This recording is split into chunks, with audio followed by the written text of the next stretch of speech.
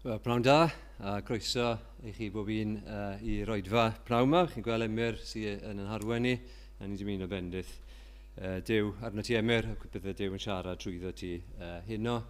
Os ydych chi'n cael paned ar y diwedd, ac mae yna gyfarfod hefyd byr, anffurfiol i'r unig sydd diddordeb yn gwaith y dysgwyr.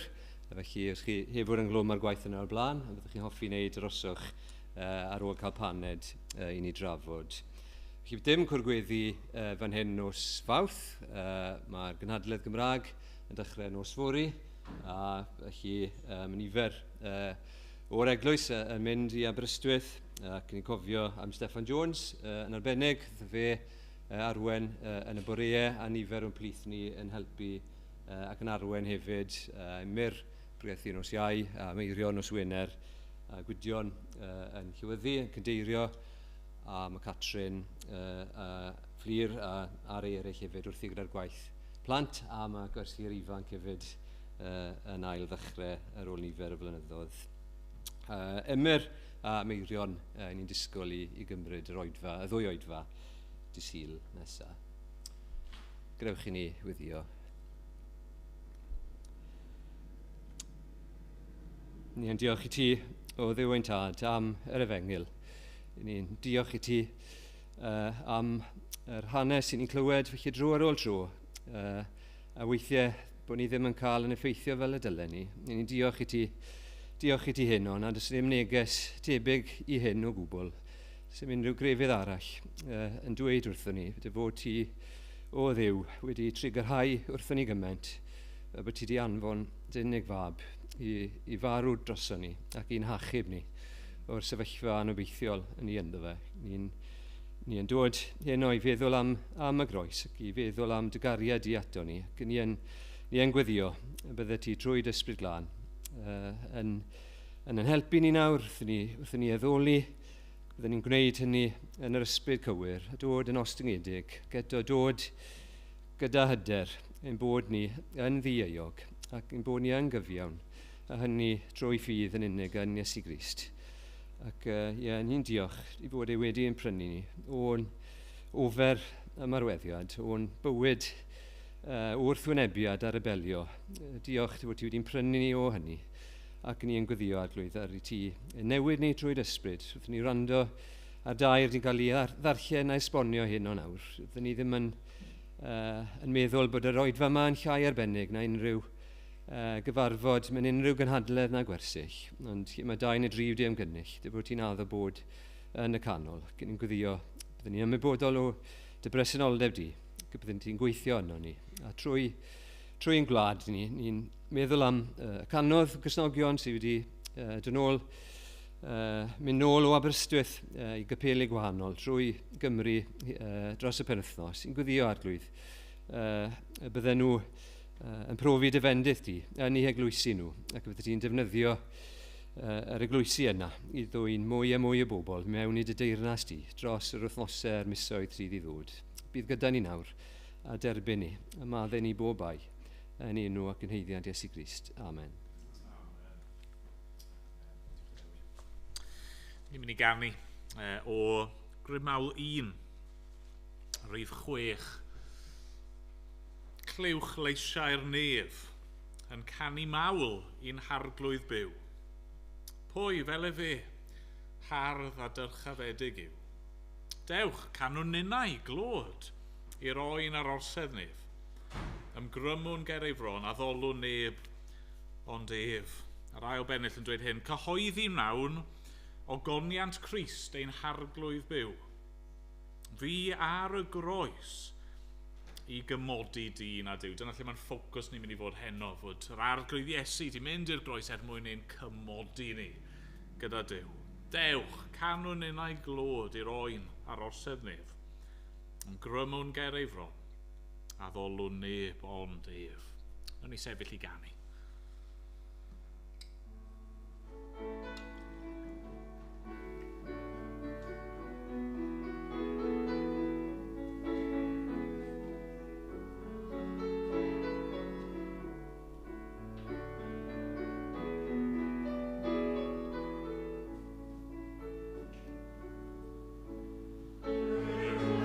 Leisiau'r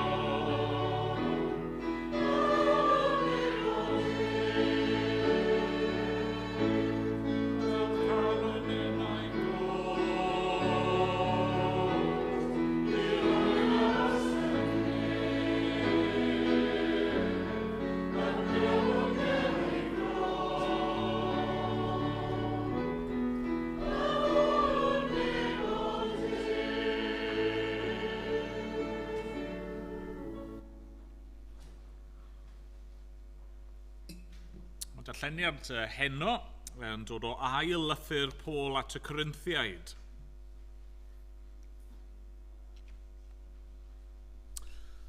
Dau Corinthiaid, neu ail Corinthiaid, pennod 5. Ac yn ni'n mynd i ddarllen o adnod 11 i 21.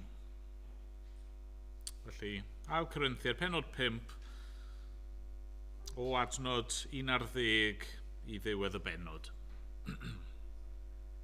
Dyma air ein Duw ni. Felly, o wybod beth yw ofn yr arglwydd, yr ydym yn perswadio pobl. Mae'r hyn ydym yn hysbys i Dduw, ac rwy'n gobeithio ei fod yn hysbys i'ch cydwybod chwi hefyd. Nid ydym yn ein cymeradwyo ein hunain unwaith eto i chwi, ond rhoi cyfle yr ydym i chwi i ymffrostio o'n hachos ni. Mwyn i chwi gael ateb i'r rhai sy'n ymffrostio yn yr hyn sydd ar yr wyneb, yn hytrach na'r hyn sydd yn y galon. Os ydym allan o'n pwyll, mwyn Duw y mae hynny. Os ydym yn ein llawn bwyll, eich mwyn chwi y mae hynny. Oherwydd y mae cariad Crist yn ein gorfodi ni. A ninnau wedi ein hargyhoeddi o hyn i un farw dros bawb. Ac felly, i bawb farw. A bu ef farw dros bawb mwyn i'r byw beidio a byw iddynt ei hunain mwyach. Ond i'r un a fi farw drostynt ac a gyfodwyd. O hyn allan felly, nid ydym yn ystyried neb o safbwynt dynol.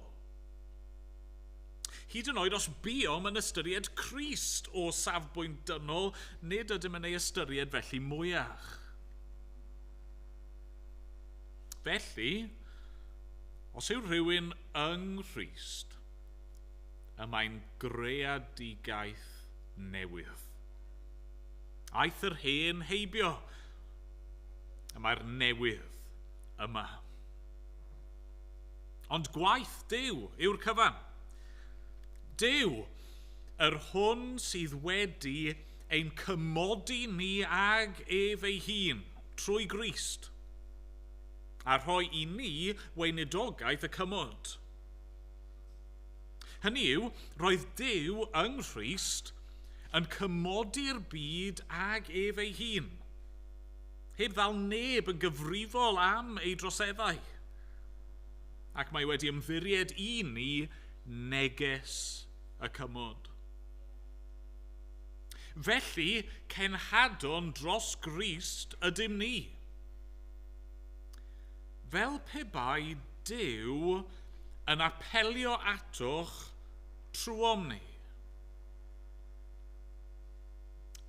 Deisef yr ydym dros Grist, cymoder chwi a Duw.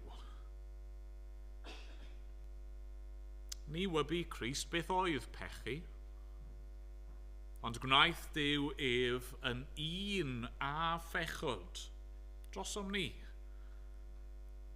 mwyn i ni ddod yn gyfiawnder Duw yn ddwyf.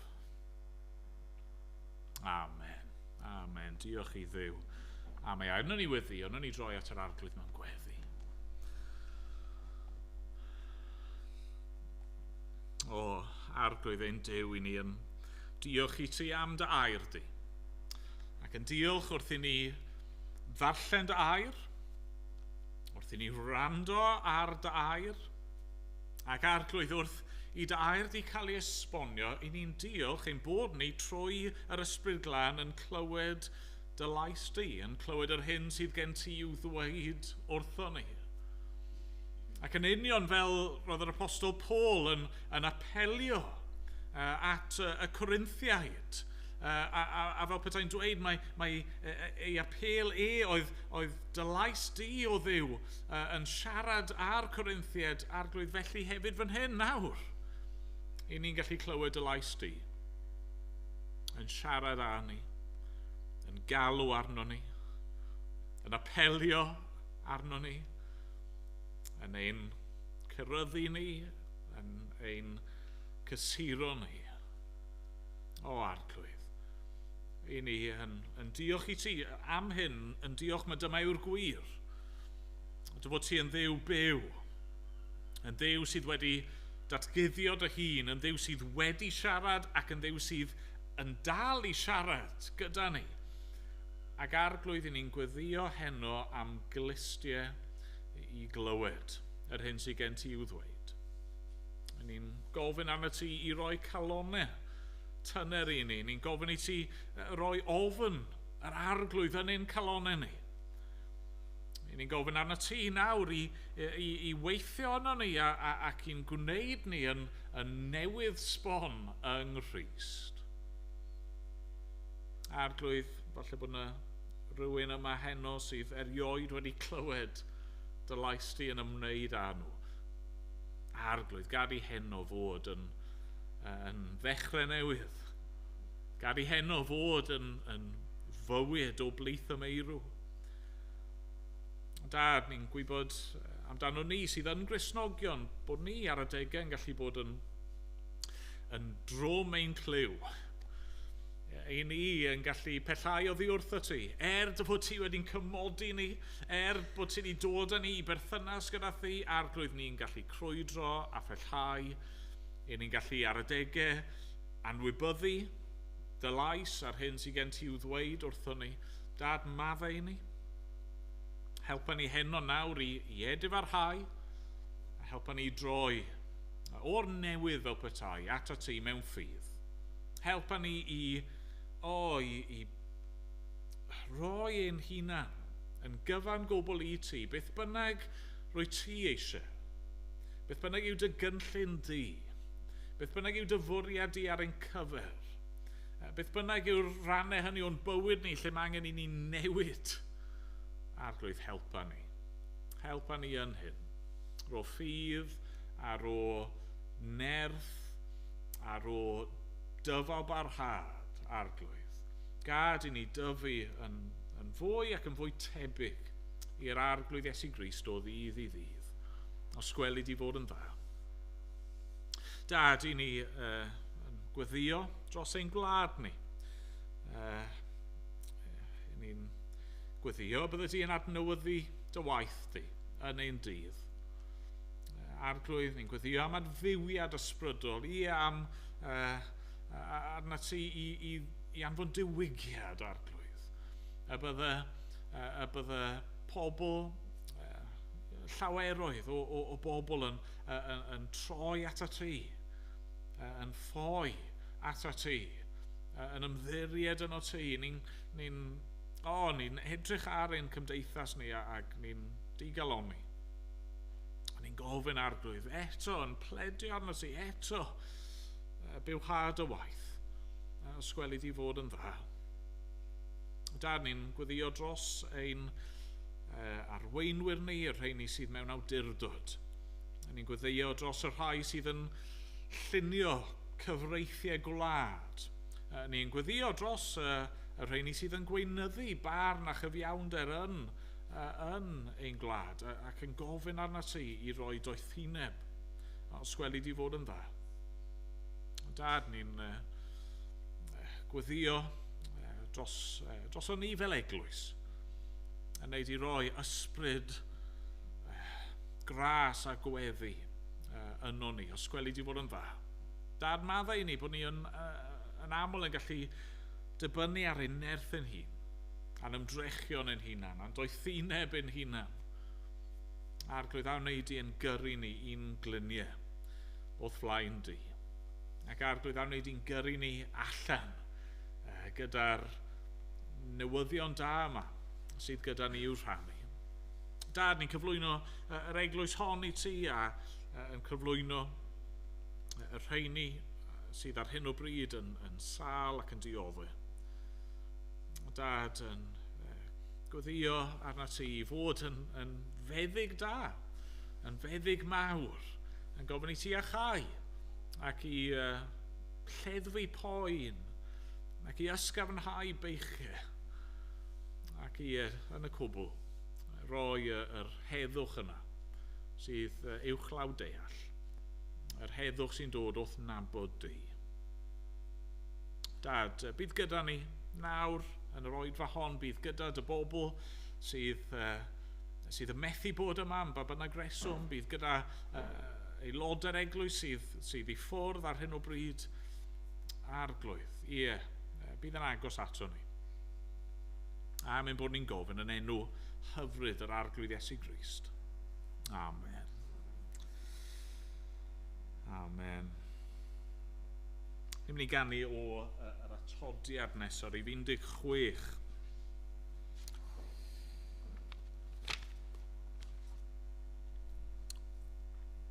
Emyn, ti'n sôn am yr arglwydd Iesu, yn dyfa, ar hyn mae ei wedi wneud. Dyma babell y cyfarfod.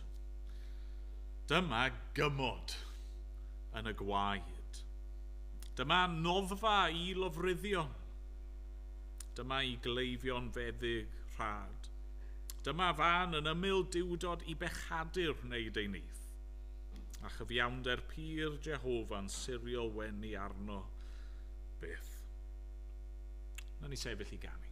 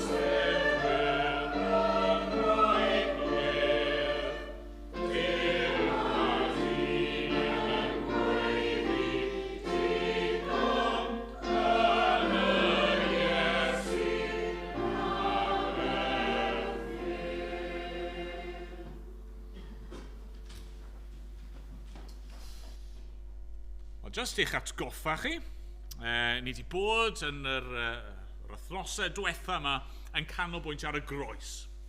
Edrych ar agweddau gwahanol o groes yr arglwydd Iesu Grist a be mae e wedi i gyflawni. Ni wedi meddwl am y digwyddiad yma, digwyddiad oedd mor erchyll, lle nath Iesu ddiodde yn ein lle ni. Diodde, ni wedi clywed, mwyn troi dicter Duw i ffwrdd oddi wrtho ni. Ffordd mwyn ein prynu ni. Ffordd mwyn ein cyfiawnhau ni, fel glywon ni bore yma, i ni yr eog gael bod yn ddi-eog ger bron Duw. A falle, yn yr oedfawn yma, bod rhywbeth yno chi sydd wedi teimlo, os chi wedi bod yma, teimlo, wel, nag yw hwn i gyd yn swnio chydig bach yn amhersonol. Y Duw yma, y Duw sanctaidd yma, y Duw cyfiawn yma, weithiau falle bod ni mewn perygl o feddwl bod Duw yn amharod I drial achub. Pan bod e'n boddran o gwbl os yw e yn gymaint o waith ac yn gymaint o ymdrech ac yn gymaint o aberth. Wrth gwrs, rhaid I ni gofio trwy hyn I gyd, pob ongl, pob perspektif o'r groes, cymhelliant Duw, motivation Duw, ei reswm e dros weithredu yw ei gariad. Mae diwynyddion, pobl sy'n astudio Duw a'r Beibl a'r hyn mae Duw yn dweud amdano fe hun, mae nhw'n sôn am rhywbeth o'r enw symlrwydd Duw. Right? The simplicity of God. Bod Duw yn syml. Mae hwnna'n sôn yn odd, nag yw e? Hang on. O'n I ddim yn meddwl bod ni'n gallu deall Duw, a di ni ddim yn gallu deall Duw. Be mae symlrwydd Duw yn golygu yw bod ni'n methu rannu Duw lan mewn I rhannau a gwahanu Duw fel petai. Mae Duw wastad yn ymddwyn yn syml, hynny yw yn gyflawn. Dwi ddim weithiau yn ymddwyn yn sanctaidd, a weithiau yn ymddwyn yn gyfiawn, a weithiau yn ymddwyn yn gariadus, enghraifft. Ni'n gallu bod fel na. Weithiau mae rhan ohono ni'n cymryd drosodd fel petai. Nid fel na, mae Duw. Mae cariad Duw yn gyfan gwbl sanctaidd. Mae cyfiawnder Duw yn gyfan gwbl gariadus. Mae e wastad yn ymddwyn yn gyfan gwbl yn ôl ei gymeriad. Felly pam bod Duw wedi trefnu ffordd I symud ei gasineb at bechod? Pam bod e wedi trefnu ffordd i'n prynu ni I ryddid? Pam bod e wedi trefnu ffordd i'n cyfiawnhau? Wel, achos bod e'n caru ni. Gobeithio bod hynny'n mynd I ddod drosodd hyd yn oed yn fwy clir nawr yn yr adran sydd dan sylw heno. Y gair pwysig heno yw cymodi. Be mae Crist wedi I gyflawni ar y groes? Mae e wedi ein cymodi ni. Yn Saesneg, reconciliation.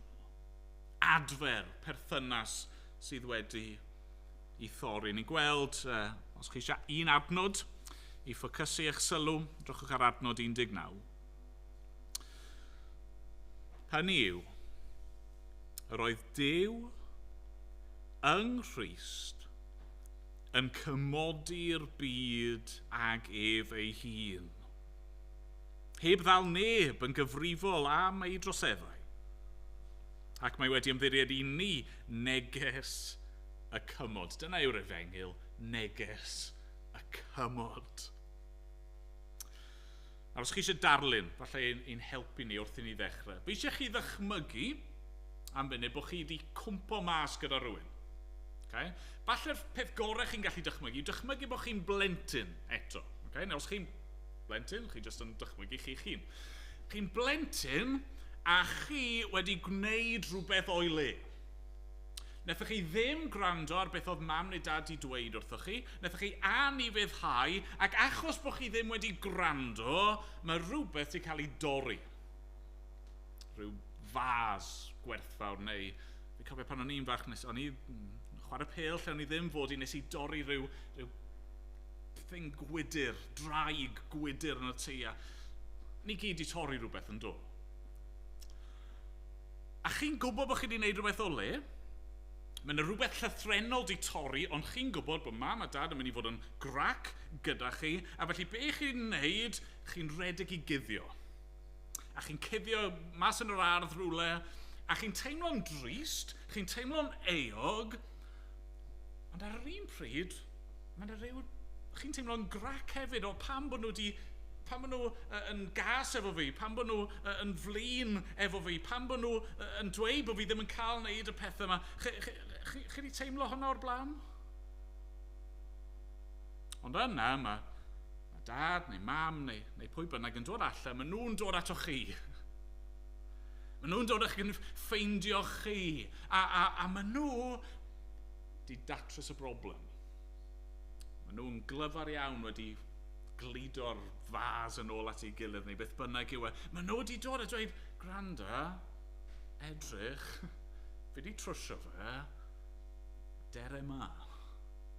Mae chi sydd ar fai, mae chi sydd wedi creu'r dinistyr, chi sydd wedi creu'r broblem, maen nhw'n dod a maen nhw'n trefnu ac yn ffeindio ffordd i gymodi. Dyna sydd wedi digwydd rhwng ni a Duw. Felly gadewch i ni ddechrau a meddwl chydig yn fwy yn gyntaf am y gwahanu. Dyna sy'n gorfod, lle ni'n gorfod dechrau, y gwahanu. Mae yna wahanu wedi digwydd rhwng ni a Duw. Nath Duw creu y ddynoliaeth yn gyntaf mewn perthynas perffaith gyda fe ei hun. A mae'r berthynas yna wedi cael ei rwygo, wedi cael ei thorri. Mae yna wahanu wedi digwydd rhwng ni a Duw. A mae yna ddwy ochr i'r gwahanu yma nawr.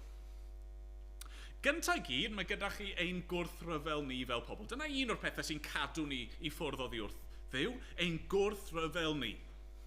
Chi'n cofio Addan ac Efa, maen nhw'n cefnu ar Dduw. A ni hefyd wedi gwrthryfel, a ni wedi troi oddi wrtho fe, pechu yn ei erbyn e. A mae yna rhywbeth yno ni, bod ni'n gwybod bod na Dduw, bod ni'n gwybod ar ddiwedd y dydd bod e yn dda, a bod e'n heiddi ein ufuddod, a bod e'n heiddi popeth gennym ni i ni'n styfnig. Ni ddim eisiau dod ato fe. Bod ni'n gwybod bod ni'n bechaduriaid, ni ddim eisiau cyffesu, ni ddim eisiau newid, ni ddim eisiau edfarhau. Mae sori yn air anodd iawn i ddweud weithiau, yn dydi, a felly mae e gyda Duw. Ni ddim eisiau dweud sori, a felly mae yna rhywbeth yno ni sydd yn naturiol eisiau aros i ffwrdd oddi wrtho fe. Eto, ni'n gweld darlun clir iawn o hynny yng Nghaerdydd yn dyn ni. Chi'n cofio yma, Addan ac Efa, maen nhw wedi gwrthryfela, maen nhw wedi gwrando ar y diafol yn hytrach na Duw, maen nhw wedi cymryd o'r ffrwyth yma, maen nhw ddim fod i'w fwyta, maen nhw wedi bwyta.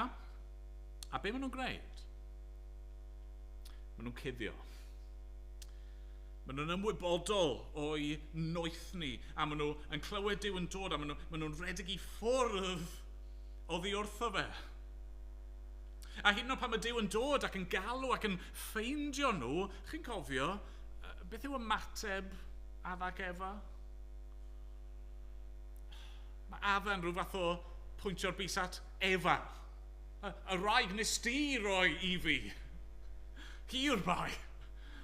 A mae Efa'n pwyntio'r bys at y sarf. Y sarf yn yw un o'r greadigedd. Rhywbeth ti yn gyfrifol amdano fe. Hwna sydd ar fai. Mae yna rhyw wrthod yn perthyn i ni. Felly ar un ochr mae hynny'n gwahanu ni oddi wrth Dduw, ein hagwedd ni at Dduw. Ond mae yna rhywbeth llawer mwy difrifol yn ein gwahanu ni oddi wrth Dduw yn does. Ni ar pethau ni wedi gweld yn barod am ei sancteiddrwydd e, am ei gyfiawnder e. Mae Duw yn lanach ei lyged na gall edrych ar bechod. Ac felly, ydyn mae Addan ac Efa'n rhedeg ac yn cuddio oddi wrth Dduw, ond Duw yw'r un sydd yn ei gyrru nhw allan o'r ardd. Dyn nhw methu aros yno mwyach. Maen nhw wedi torri'r berthynas gyda fe. Mae marwolaeth wedi dod i fewn i'r greadigaeth. Dyn nhw methu aros yno mwyach. Mae'n rhaid iddyn nhw fynd. A felly mae'n gwahanu. Gwahanu o'n hochr ni, a gwahanu o ochr yr arglwydd ei hun. A mae eisiau ni fod yn ofalus fan hyn, yn wyliadwrus fan hyn.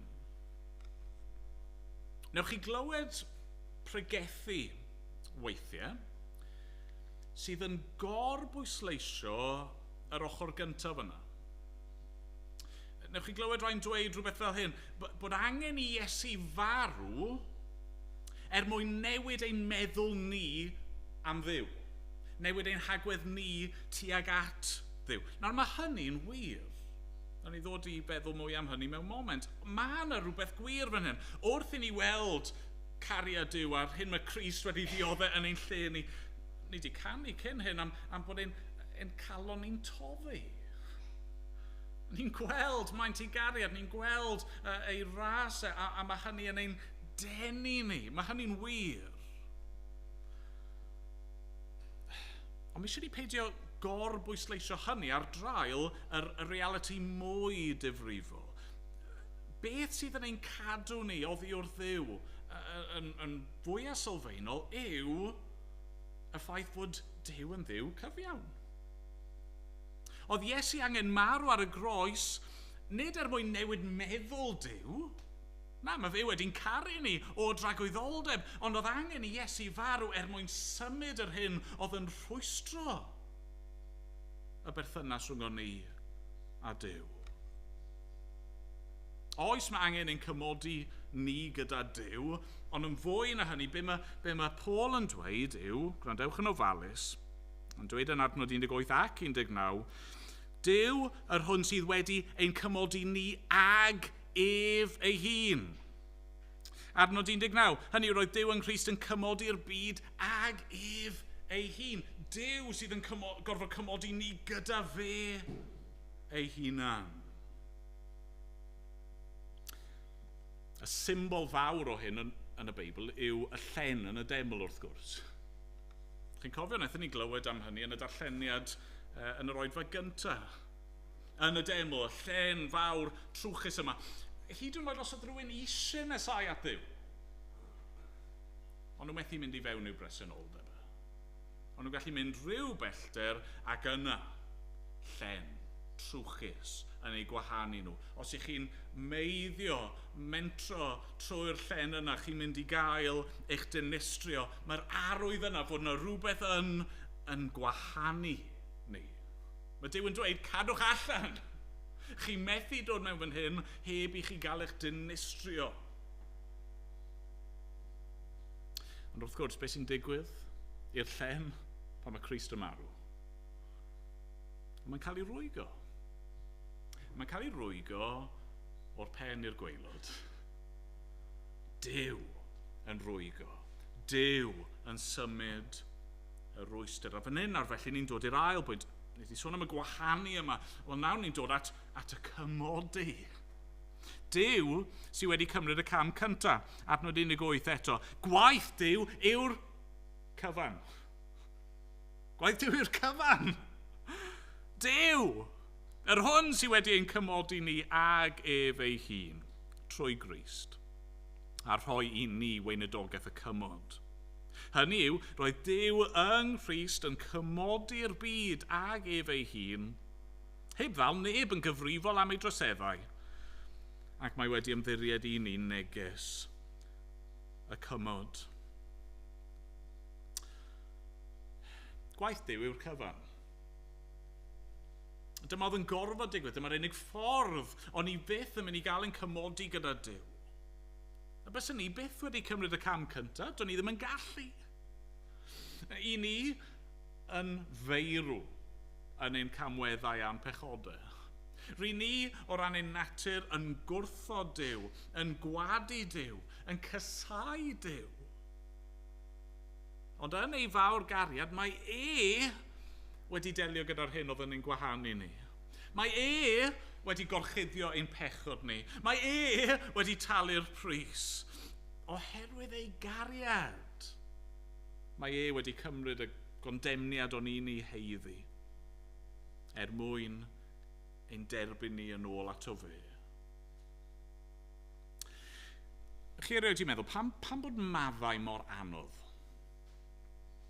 Mae maddau'n anodd achos mae'n gostus, yn dydi? Mae'n golygu cymryd cost arnoch chi eich hun. Yn hytrach na disgwyl rhywbeth gan rhywun arall neu talu'r pwyth yn ôl, chi'n cymryd y gost. Dyna mae Duw yn ei wneud fan hyn.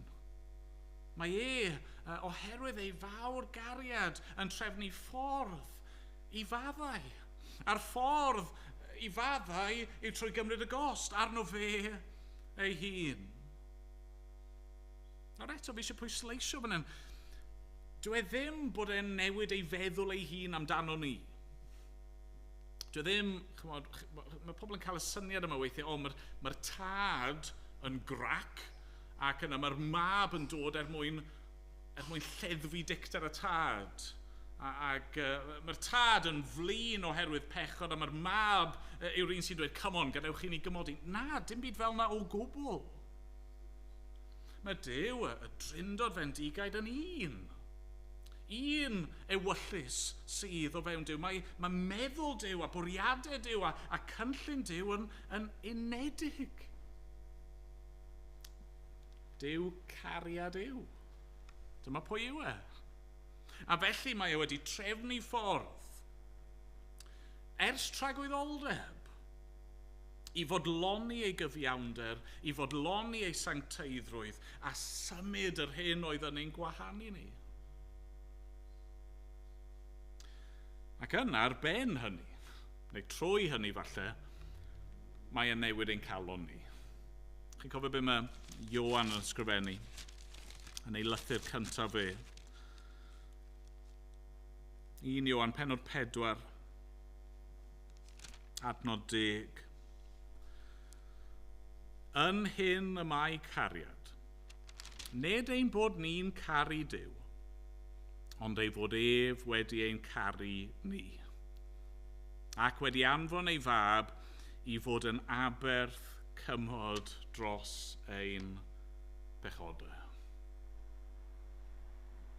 Os rwy'n erioed i wneud rhywbeth drostoch chi, oedd e mor garedig, mor hyfryd, mor hael, fel bod yn toddi'ch calon chi fel petai, yn ennill eich cariad chi. Falle bod chi di pellhau oddi wrth rhywun, a falle bod yna rhyw ddicter yna, ac yna maen nhw yn gwneud rhywbeth, a chi'n teimlo, sa'n gallu aros i ffwrdd nawr.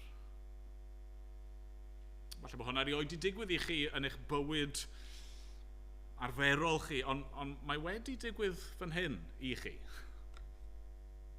Mae Duw wedi cymryd y cam cyntaf yma. Meddyliwch nawr faint mae wedi'ch caru chi. Meddyliwch faint oedd aberth Crist. Nag yw hynny'n cyffwrdd eich calon chi? Nag yw hynny yn eich troi chi o unrhyw amheuon neu drwg deimlad? Nag yw e'n troi chi ac yn denu chi? Weithiau pan mae goleuni yn llywyrchu, mae'n gallu gyrru pethau i ffwrdd, yn dydy. Ond weithiau pan mae goleuni'n llywyrchu, mae'n gallu denu. Nag yw hynny'n digwydd i chi? A'r pam bod yr arglwydd yn ei gariad yn mynd i'r fath drafferth?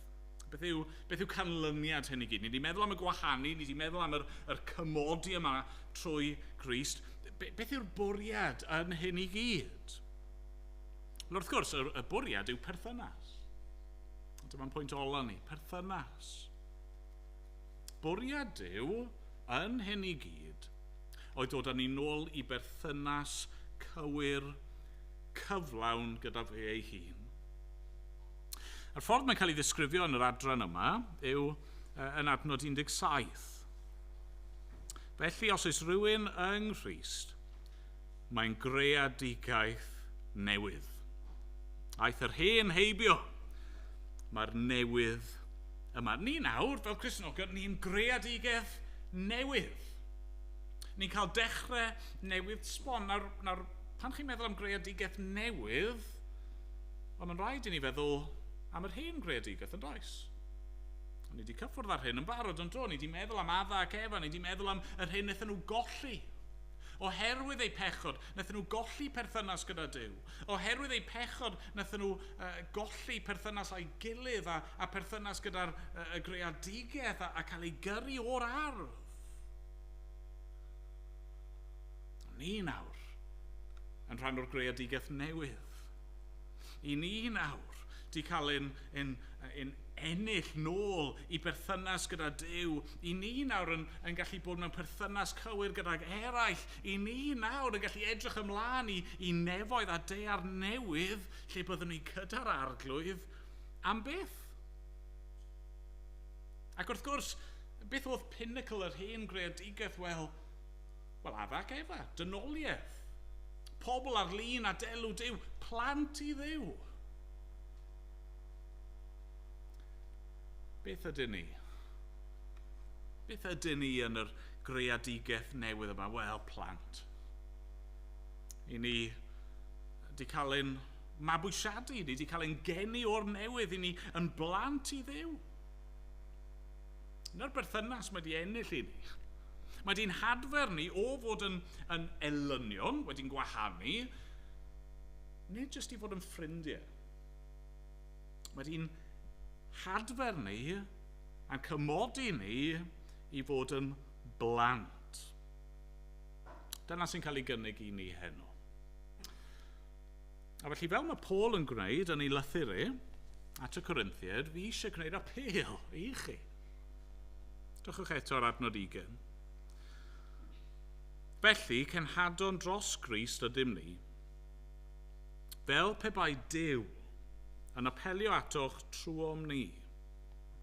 Deisif yr ydym dros Grist, cymoder chwi a Duw.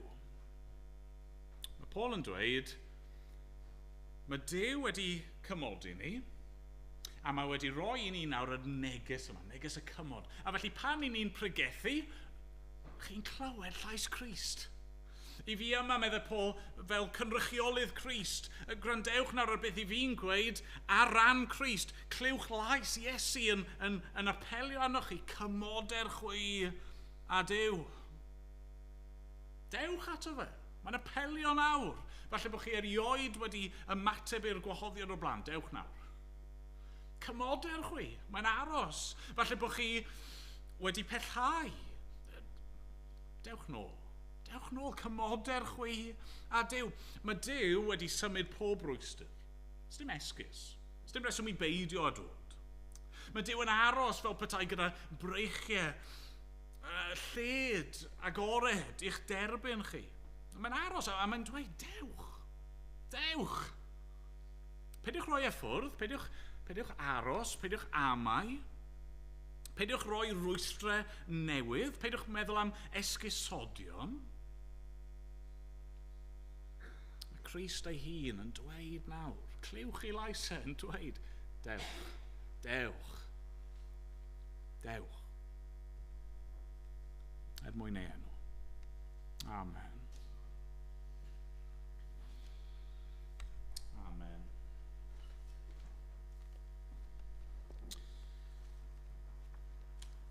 Yn emyn ola ni, heno rhif 288.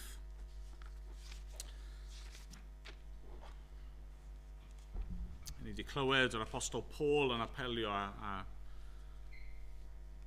Crist ei hun wedi apelio a'n gwahodd ni. Ni'n mynd i ganu nawr am y gwahoddiad yma, mi glywaf dyna'r lais. Yn galw arna fi i ddod a golchi meiau i gyd yn afon Calfari.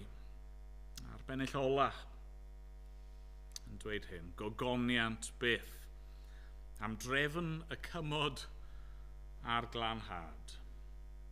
Derbyniaf Iesu fel yr wyf a chanaf am y gwaed. Nawn ni sefyll i ganu.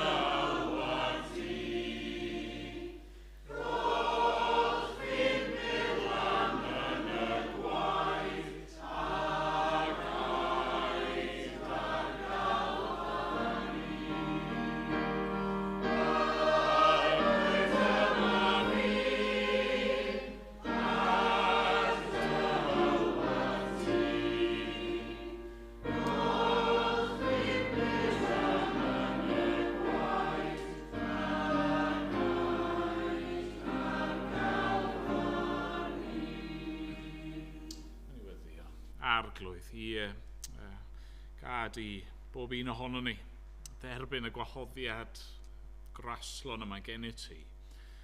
Ein ni eisiau bod yn barod arglwydd ar gyfer y dydd ein marwolaeth, a ni eisiau bod yn barod i allu dy wynebu di a dy groesawu di. A sgweli di fod yn dda. Dad, bydd gyda ni nawr. Arglwydd, am bod ni'n gofyn yn enw Crist. Amen.